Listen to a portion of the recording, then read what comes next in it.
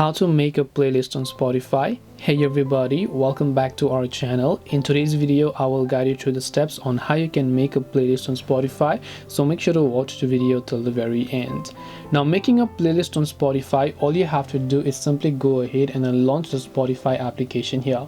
Once you launch the Spotify app, you're going to be able to see this type of interface. Now from here, what you want to do is to make a playlist. Just head over to the Your Library section over here.